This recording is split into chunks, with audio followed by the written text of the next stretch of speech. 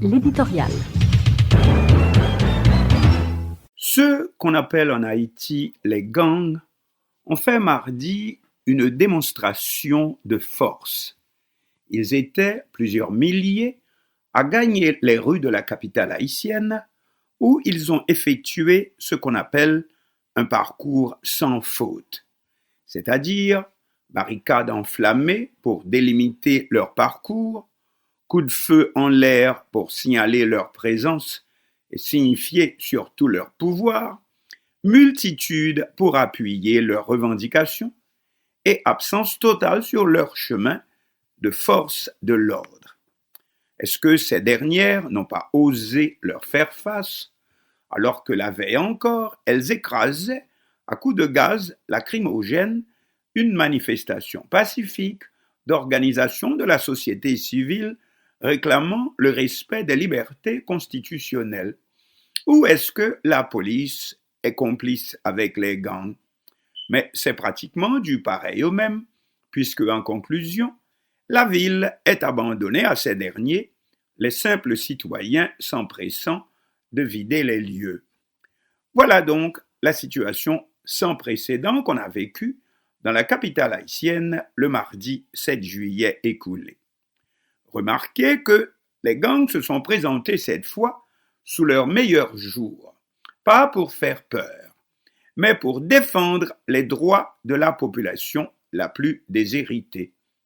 On fait remarquer que le 7 juillet marquait aussi le second anniversaire des émeutes des 6 et 7 juillet 2018, quand pour protester contre une soudaine augmentation des prix du carburant à la pompe, un immense déchoucage, la masse envahissant les quartiers commerciaux, avait lieu, qui a coûté plusieurs centaines de milliers de dollars américains de pertes aux propriétaires de magasins de voitures et autres articles de luxe, dont plusieurs ont été dévalisés ou même incendiés. Mais les choses ont évolué depuis, si l'on peut dire. Aujourd'hui, les gangs ne se dissimulent pas dans le noir. Ce sont de véritables groupes organisés de jeunes en majorité qui sortent en plein jour et accompagnés par des milliers de compatriotes des quartiers dits populaires parcourent les artères de la capitale pour crier au pouvoir en place leurs revendications. Entre-temps, bien entendu, celui-ci, le pouvoir, se cache prudemment. Tous les bureaux publics s'empressent de fermer. Ce mardi 7 juillet 2020, avec à leur tête les nommés Tilapli, chef de gang de Grand Ravine, et son homologue de Village de Dieu, Iso 5 Segon, tous deux membres du G9 Enfants-Mis, l'association créée par l'ex-policier Jimmy Cherizier alias Barbecue, qui réunit plusieurs groupes armés, jusqu'à présent considérés comme des bandits, mais devenus depuis des soldats de la cause du peuple. Cette fois accompagnés d'une immense populace, ces nouveaux mousquetaires ont formulé comme réclamation la baisse des prix des produits de première nécessité et l'accomplissement de projets sociaux dans les bidonvilles. En échange, ils s'engagent à rétablir la sécurité dans la capitale, dont ils exigent aussi que la police enlève les barricades qui ont été placées pour délimiter le périmètre des quartiers populaires.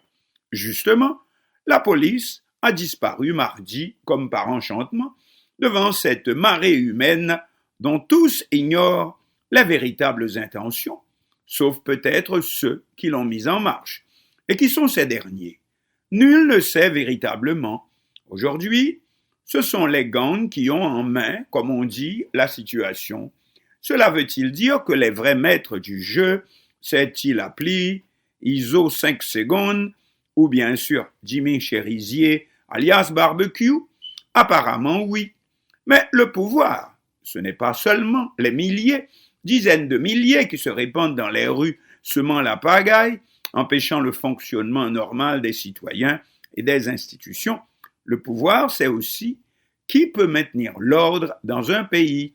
Or, de toute évidence, l'administration Jovenel Moïse ne le peut pas.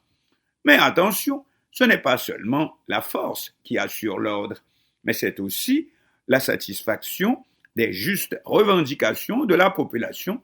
Or, ça non plus, Jovenel Moïse ne peut pas le garantir. Il n'en a pas les moyens. Pour nous résumer, les caisses sont vides, comme a dit le Premier ministre Joseph Joute.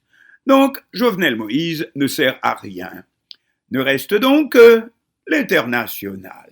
Et voici tous les problèmes d'Haïti, à tous les niveaux, aussi bien le rétablissement de l'ordre public que ceux que réclament les gangs qui manifestaient le mardi écoulé, une amélioration du sort de la population, en commençant par les plus défavorisés.